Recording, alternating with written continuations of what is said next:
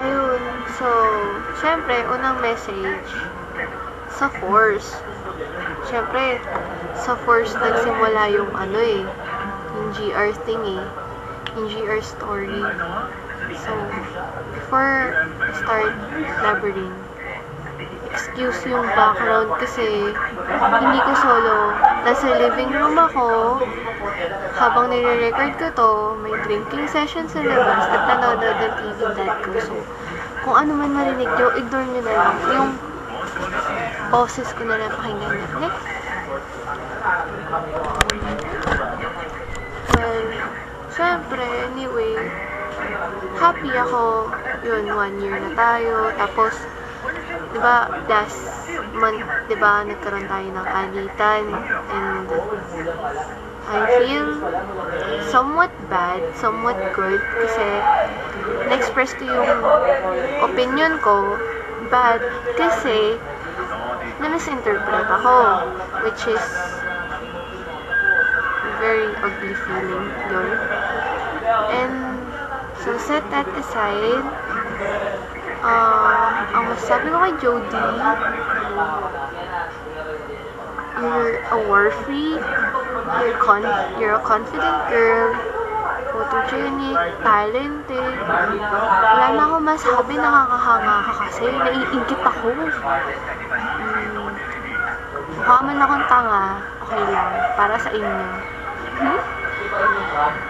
Kay Izzy, ang madaldal na si Izzy, na mahal si Takaki, na addict sa orange, na ang daming lalaki, hindi makapili ng isa, sana daw 5 ang puso niya, di ba?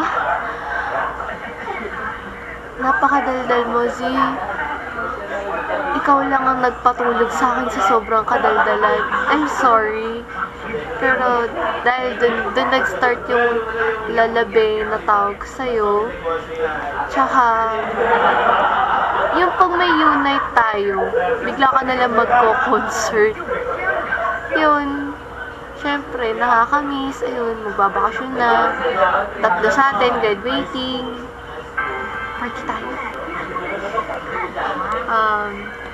Kay Hayes, na recently, yun nga, nagkaroon ng misunderstanding. Syempre, Hayes, gusto ko malaman mo na syempre important friend kita. Ikaw ang unang fangirl na nakausap sa telepono. Tsaka, pag may problem ako, binibigyan mo ako ng advice. Although, at times, umiiral yung pagiging self-centered, gano'n. Tapos, well, mahal ko kayong lahat. Equal, and Hazelyn, although, maraming request ka na sa akin ng sulatan kita ng smirk fix. Although, nagagawa ko, hindi ko na natatapos kasi biglang, alam mo yun, mental block. Hope ko lang, sana yung issues with guys, maayos mo, ma-clear out mo, maintindihan mo naman kami kahit papano, na nung time na nag-explode na ako, hindi sa gusto kong magmukhang pinagtutulungan ka namin. Parang at that time lang kasi, I was full of it na. So, nasabi ko yung ganun. And well, I'm sorry for na misinterpret mo yun. Pero, okay lang. Kasi, siguro naman, nagka-idea ka na, diba, na nagkaroon kami ng inis sa'yo. Ayun. So, all in all, sa Force, nagka-away na tayo noon. Around March ba yun? April?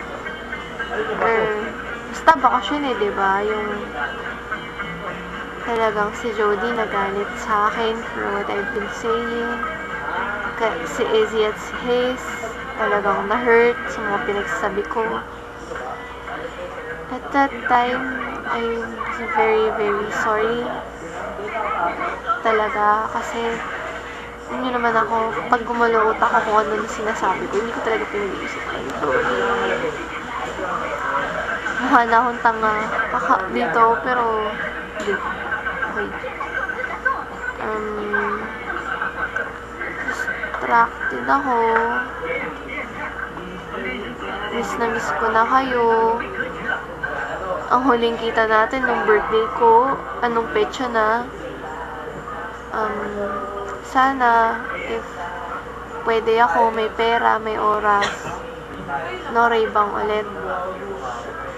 Tapos, let's just go gagas, no? Yun. Naalala niyo yung sa unang Unite session natin last year, yung nabuo yung GR natin. Siyempre, ang una, ang GR clan yun. Naalala niyo yung matutulog na lang, nagtaplano ng matulog. Nagbigay pa ako ng mga smirty scenarios. Chogi ko no? Ako pinakabata sa atin, pero ako pinakayang yun, alam niyo na kung ano ako. So, syempre, yun. Basta, mahal na mahal ko kayong tatlo. Ako, ang forever number 2 ng Force. Syempre, ako rin ang pinaka-blank na ano sa GR. Saka, isa na kayo sa mga treasured friends ko. Nawala man sa akin si Nancy. Nawalan man ng isa or dalawa. At least napalitan ng 7. Diba? Ayun. Happy anniversary and I love you and God bless or more bondings, more memories. Yun. Ciao!